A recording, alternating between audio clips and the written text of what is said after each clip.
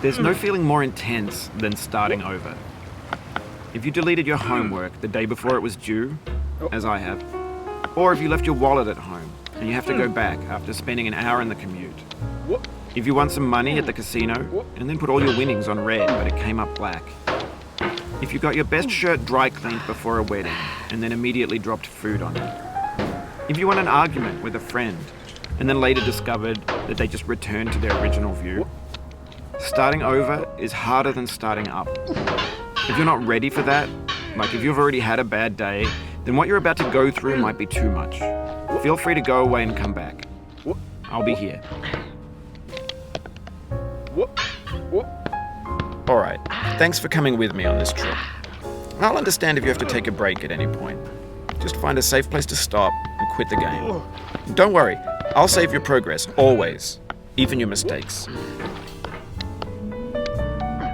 This game is a homage to a free game that came out in 2002, titled Sexy Hiking. The author of that game was Jazuo, a mysterious Czech designer who was known at the time as the father of B games.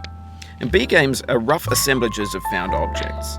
Designers slap them together very quickly and freely, and they're often too rough and unfriendly to gain much of a following.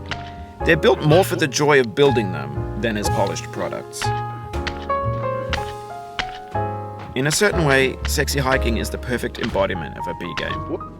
It's built almost entirely out of found and recycled parts, and it's one of the most unusual and unfriendly games of its time. In it, your task is simply to drag yourself up a mountain with a hammer. And that act of climbing, in the digital world or in real life, has certain essential properties that give the game its flavor. No amount of forward progress is guaranteed. Some cliffs are too sheer or too slippery.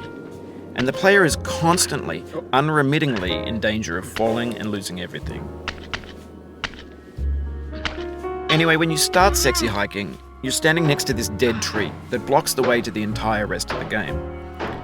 It might take you an hour to get over that tree, and a lot of people never got past it.